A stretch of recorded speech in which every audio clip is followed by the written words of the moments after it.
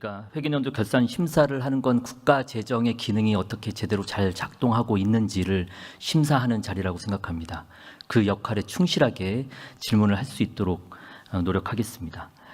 국가 재정의 기능은 제가 배운 걸로는 세 가지로 구분이 된다고 들었습니다. 하나는 자원 배분, 효율성 있게 잘 배분이 되고 있느냐, 그리고 또 하나는 소득 분배, 얼마큼 형평성을 잘 갖춰서 분배가 되고 있느냐, 또 하나는 경기 조절의 기능, 즉 경제 안정과 성장 측면에서 잘 국가 재정이 기능하고 있느냐, 이런 것들을 다루는 것이라고 생각을 합니다.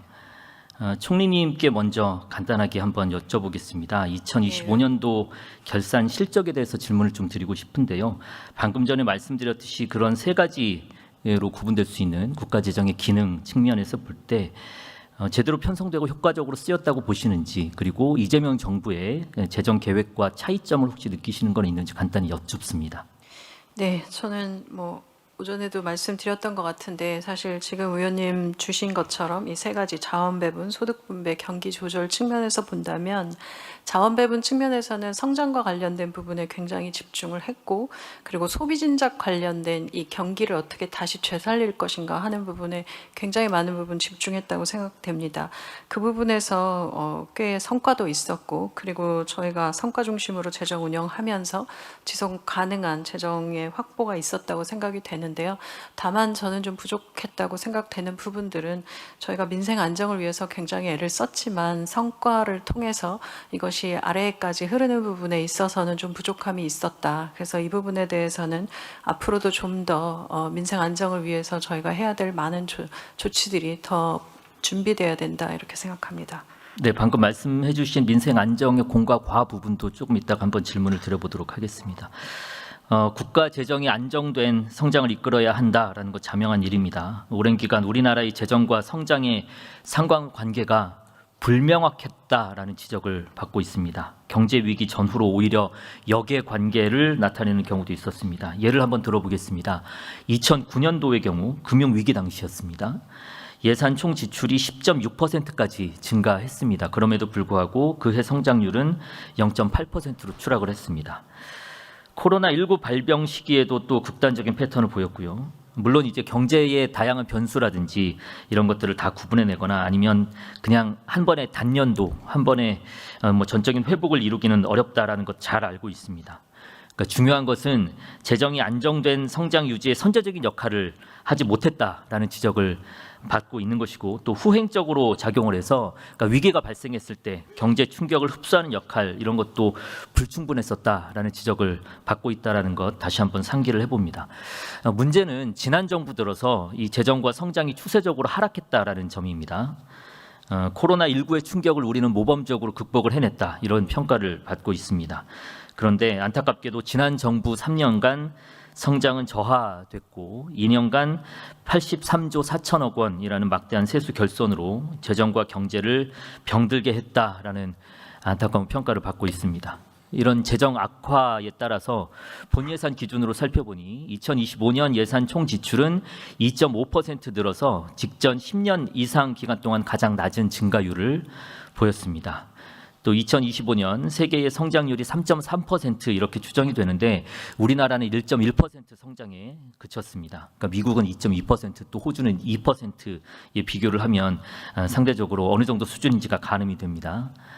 2024년 2분기부터 사상 최초로 4분기 연속 0% 내외 성장 수준으로 전락했습니다. 그리고 2025년엔 1970년대 이후 단 4차례밖에 없었던 1% 미만 성장에 근접할 정도로 하락을 한 게 사실입니다. 근데 그마저도 민생회복 소비 쿠폰을 비롯해서 총 30조 5천억 원 규모의 추경 예산을 편성을 해서 그나마 내수 소비 증대로 지탱한 것이 이런 수치를 보이고 있는 것입니다. 2025년 중순에 이재명 정부가 새로 출범을 했습니다. 그리고 계엄의 혼란을 빠르게 수습했고 정치적인 안정을 기했습니다. 그리고 또 한편으로는 총 지출 8.1%를 늘리는 2026년도 예산을 편성했습니다.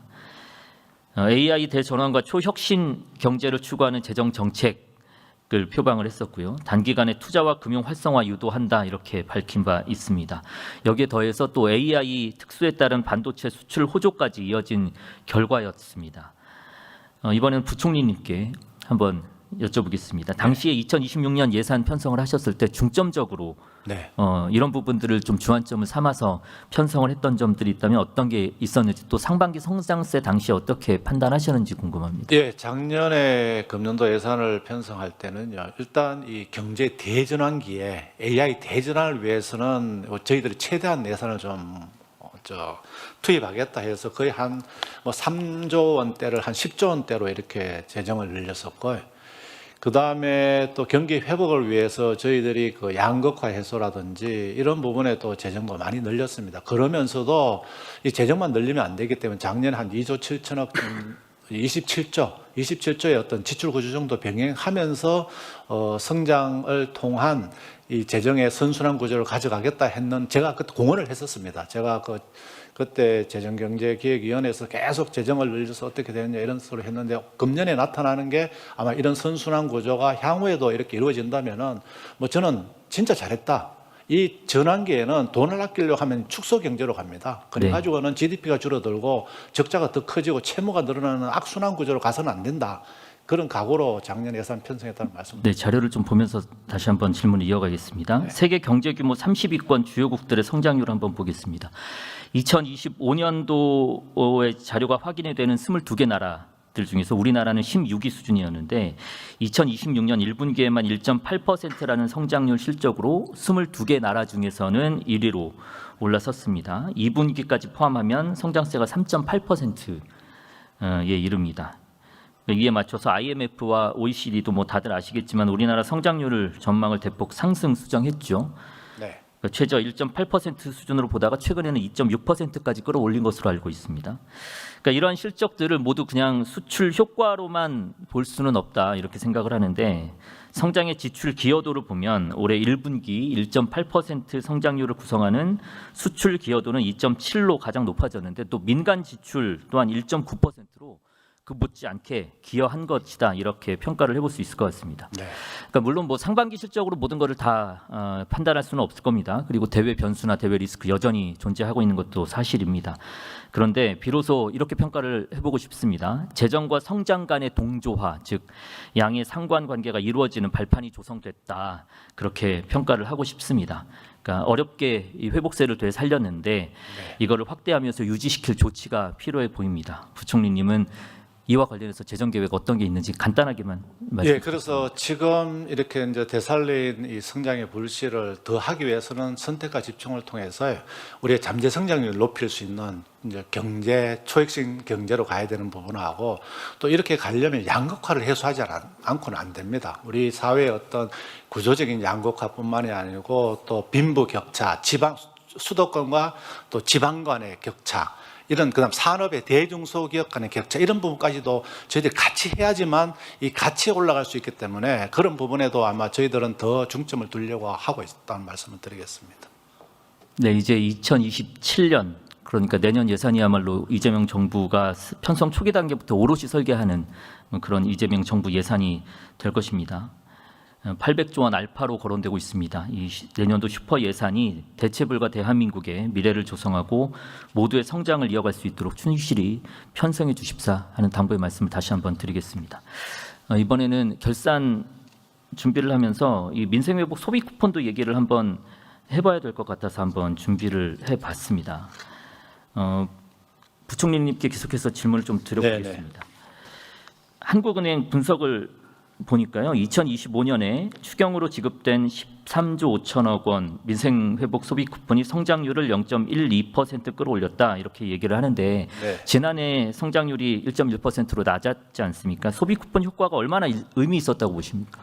저희들이 봤을 때는 저희도 13조 5천억에 이제 지급이 됐는데요. 이런 부분이 소상공인 중 그 매출액 전개가 55.8%까지 이렇게 끌어올렸고요. 그다음에 정책 만족도도 70.3%고 이게 이제 시중에 경기가 굉장히 어려울 때는요. 어쨌거나 이분들이 거기서 주저앉지 않도록 하는 그런 노력을 했어야 되는데 이런 노력으로 인해서 뭐 작년도에 경제 성장뿐만이 아니고 골목 상권의 선순환 구조도 가져오고 그다음에 이분들이 무엇보다도 용기를 내서 이렇게 일어날 수 있다는 이제 그런 걸 해줬다는 측면에서는 뭐 다양한 측면에서 용기와 희망을 주고 또 그게 선순환 구조를 가져왔다 이렇게 생각하고 있습니다. 네, 제가 조사한 자료도 보면 조세재정연구원 연구 결과를 봤는데요. 5.86조 원 소상공인 순매출이 증대가 됐고 소비 쿠폰 지급액의 43.3%가 소상공인 순매출 증대로 연결됐다 뭐 이렇게 분석을 하기도 합니다. 소비자 심리 지수는 8년 만에 최고치, 그리고 소상공인 경기 전망 지수는 2023년 이후 최고치, 또 소상공인 경기 체감 지수도 5년 만에 최고치를 기록했다고 밝히고 또 민간 소비 증가율이 2022년 이후 최고치를 나타냈다. 뭐 이런 데에 좀 의미를 두고 있는 것 같습니다. 주요국 통계도 보니까요. 우리나라의 2025년 1.1% 성장률을 구성하는 기여도를 보면 민간 소비는 0.7 그리고 정부 소비는 0.5 그러니까 여타 주요국들에 비해서는 예년에 비해서 비중이 높아졌다 이렇게 평가를 받고 있는 것 같습니다. 자료가 확인되는 18개 나라 중에서 우리나라 지난해 성장률은 최하위 수준이고요. 근데 민간과 정부의 소비가 8위 수준으로 또 높게 나오고 있습니다. 그러니까 결국 다른 투자 저하 수치가 마이너스로 나오는 상황에서 소비가 수출과 함께 성장률을 지탱했다 이렇게 평가를 할 수 있을 것 같은데 아까 뭐 소비 쿠폰 관련해서는 설계 책임자로서 말씀을 해주셨으니까 당시 새 정부 출범 이후에 경제 안정을 위해 신속하게 추진을 했지 않았습니까? 그러다 보니까 뭐 규모나 지원 방식에는 좀 여러 가지 아쉬움이 있는 것도 사실입니다. 올해 3월에 편성한 중동 위기 대응 추경 같은 경우에도 AI 특수나 반도체 수출 호조 때문에 세수 규모가 좀 큰 폭으로 증가할 예정이었기 때문에 이를 확인하고 추진을 했으면 규모 면으로는 조금 더 충실하게 편성할 수 있었을 거다 이런 지적도 있습니다. 추경 집행은 타이밍이 또 중요한 것 아니겠습니까? 속도전도 중요합니다. 네, 중동 상황의 불확실성이 지속되는 상황에서 뭐 가용할 수 있는 확실한 규모로 빠르게 추진할 수 없었던 부분도 뭐 이해는 가긴 합니다. 한은에서도 이렇게 분석을 했습니다. 소비 쿠폰과 유사한 정책을 시행할 때 정책 시점, 지원 방식, 사용처 이런 것들을 정밀하게 설계하면 경제적 효과를 더 높일 수 있을 것으로 기대를 하고 있습니다. 그렇다고 해서 우리가 직접적인 소비 지원을 뭐 잦은 추경으로 반복하기는 어려울 것 같고요. 그러니까 본 예산으로 이 소비자들의 실질적인 구매력을 높이는 것에 방점을 찍어야 한다라는 말씀을 다시 한번 강조해서 드리고 싶습니다. 그래서 지역사랑 상품권의 국고 지원 비율을 높이거나 아니면 농축수산물 전통시장 할인 지원 같은 경우에도 확대를 하거나 뭐 문화 누리카드, 동행축제 행사 지원 강화 뭐 이런 것들이 그 예일 텐데요. 이번에는 예산기획자 장관님께 한번 질문을 드려보겠습니다. 네. 이런 사업들의 올해 규모, 방금 말씀드렸던 것처럼 올해 규모와 내년 지출 증대 계획을 어떻게 잡고 계신지 한번 설명을 부탁드립니다. 말씀하신 지역사랑 상품권은 해마다 저희가 증액을 해왔습니다. 내년에도 할인율 확대를 포함해서 규모를 키워나갈 예정에 있습니다.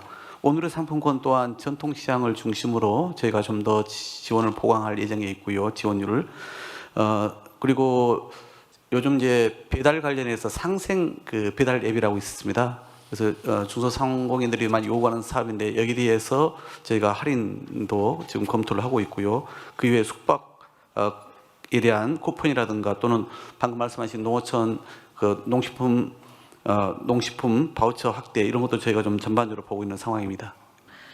네, 올해 세제 개편에 근로장려세제 소득 여건 완화한다, 또 지급액도 확대한다 이런 방안이 담겨 있는 것으로 알고 있습니다. 전체 대상 지원 규모 혹시 얼마인지 알고 계십니까? 예, 그거는 제가 그 답변을 드리도록 하겠습니다. 지금 EITC라는 게 기본적으로 이제 그동안 물가 상승이 많이 됐습니다. 그래서 저희들은 이게 이제 단독 가구, 그 다음에 헛벌이 또 맞벌이가 있는데, 뭐 예를 들면 단독 가구 같으면 2,200만 원을 2,600만 원으로 이렇게 금액을 상향 조정했고요.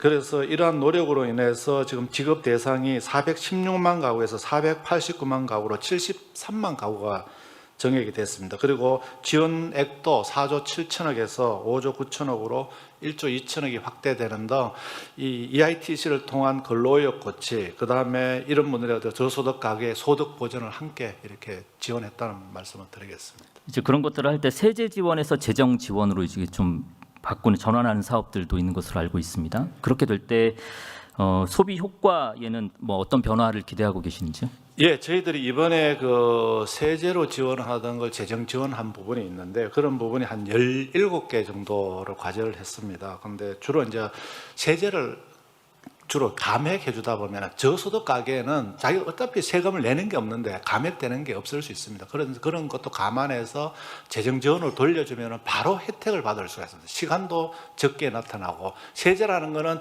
금년에 하고 나면 내년도에 또 감면을 받고 뭐 그렇게 되기 때문에 시차도 길어지고 이래서 저희들이 저소득 가게라든지 시급한 지원이 필요한 데는 재정 지출로 좀 이번에 예산처하고 협의해가지고 재정 지출로 이제 17개 사업을 전환을 시켰습니다. 그렇게 하게 되면 이제 구매력이 강화되고 구매력이 네네. 강화되는 것을 통해서 경제의 선순환이 발생한다. 이런 것들을 유도하시는 네, 것이라고 이런 생각하면 되겠죠. 분들에 대한 실질적인 지원도 될 수 있다고 보여집니다. 그래서 17개 사업 1.4조를 저희가 이제 감액을 한 건데요. 실제 내년 예산은 그래서 재정으로는 1.4조에 그치지 않고 1.9조로 저희가 확대 반영할 예정입니다. 네, 재정 승수라는 개념이 있습니다. 뭐 다양한 모형이 있는 것으로 알고 있고요. 인구 구조라든지 거시경제 환경의 복잡성 뭐 이런 것들 때문에 뭐 재정 승수 산출이 어렵다 이런 얘기도 들었습니다.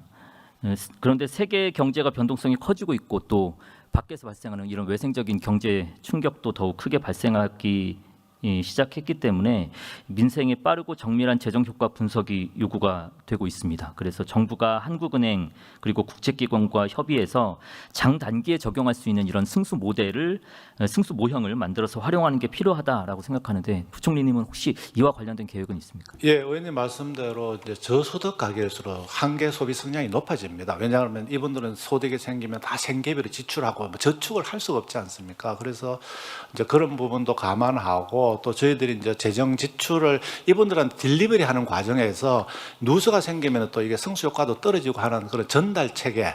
그리고 이분들 외에도 이분들이 어떻게 또 자생력을 가져가지고 실질적으로 이분들의 소득을 좀 이렇게 할 수 있는 일자리를 또 제공하는 부분 이런 다양한 정책을 통해서 이분들의 어떤 활동이 또 재정에도 도움이 되고 국가 발전에도 도움이 되고 하는 그런 경제 성장 효과까지 가져올 수 있는 다양한 정책을 같이 이렇게 고민하도록 하겠습니다. 네, 한 가지만 더 또 말씀드립니다. 소비 지원 예산도 단순히 지급 금액의 규모보다는 지급 단위당 얼마만큼 내수 소비를 또 이끌어내는가 이런 것들이 중요할 것입니다. 그래서 소비 유발 계수 개념을 예산 사업의 중요한 성과 지표로 작용시키는 방식이 필요하다 이런 주장들이 있습니다. 여기에 대해서는 기획사 장관님께서 한번 말씀 부탁드리겠습니다. 네, 그 부분도 제가 잘 검토를 해서 뭐 올해 만약에 내년도 예산 좀 편성 과정에서 제가 반영 못했다면 추후 검토 결과를 반영토록 노력하겠습니다. 네, 이런 노력들이 모여야 KGI 양극화 현상도 좀 감소할 수 있지 않을까라는 생각이 듭니다. 그러니까 지표는 좋아지고 있는데 바닥 민심은 여전히 좋지 않다 이런 말씀들 많이 하십니다. 이런 부분들을 해결하기 위해서 국회와 정부가 함께 머리를 맞대면 좋겠다라는 말씀 드려봅니다. 짧게 그 8.13 대책 관련해서 한번 질문을 드려보겠습니다. 8.13 대책 핵심은 30년까지 150만 호 신속히 공급해서 주거안정 실현하겠다 뭐 이런 목적일 거고요. 구체적인 일정이 제시됐다는 점에서는 의미가 있어 보입니다. 지난 11일에 국가유산위원회가 태릉 공공지구 조성사업 세계유산 영향평가서를 조건부로 가결을 했고 또 18일 국무회의에서는 태릉시 포함해서 대규모 공공주택 공급 부지를 그린벨트 해제 총량에서 예외시키는 내용의 안건도 통과가 됐습니다. 공급 실적을 살펴보면 상반기 착공 물량은 전년도랑 비슷한데 준공 물량은 거의 절반 정도입니다. 그러니까 과거 착공 감소의 영향이 본격화되면서 그게 이제 준공 물량 감소로 나타났다 이렇게 볼 수 있는 거고요. 중요한 거는 공급 계획 자체가 아니라 일반적으로 분양은 착공 6개월 이내에 이루어지는 만큼 수요자 입장에서 내가 분양받는 집이 과연 언제 분양되는지 이런 것들을 명확하게 알 수 있어야 할 것으로 보입니다. 그러니까 실수요자 입장에서 계획을 수립할 수 있도록 해주는 것이 또 중요하다라는 말씀인데 이런 것들이 어떻게 보면 또 패닉 바잉 심리도 좀 잠재울 수 있는 그런 방안도 아닌가라고 생각이 됩니다. 총리님께 한번 여쭤봅니다. 뭐 이런 방안들에 대해서 고민하고 계시는지요? 네, 지금 말씀하신 부분 굉장히 중요하다고 생각합니다. 지금 굉장히 많은 부분들이 토론회에서도 말씀 주셨던 것이 예측 가능한 공급의 계획을 달라 말씀하셨고, 이번에 저희가 정리하면서 공급이라는 용어도 좀 더 명확하게 착공인지 인허가 단계인지 어떤 단계에 있는지를 분명하게 보여줄 수 있는 그런 데이터들을 만들고 이거를 정기적으로 공유해드리는 그런 계획도 하고 있습니다. 그 부분에서 이제 총리실에 상황을 점검할 수 있는 점검 전담 조직도 만들고 국토부나 그리고 재경부나 이런 그 관계부처들 장관 회의도 적극적으로 해서 챙겨 나갈 생각입니다. 이 부분을 총리의 가장 중요한 작업으로 지금 생각하고 있어서 공급 관련된 데이터를 정확히 공개해드리고 일정을 빠르게 갈 수 있는 신속 공급에 집중할 생각입니다. 예측 가능성이 굉장히 중요한 측면에서 잘 챙겼습니다. 네, 그렇게 하겠습니다.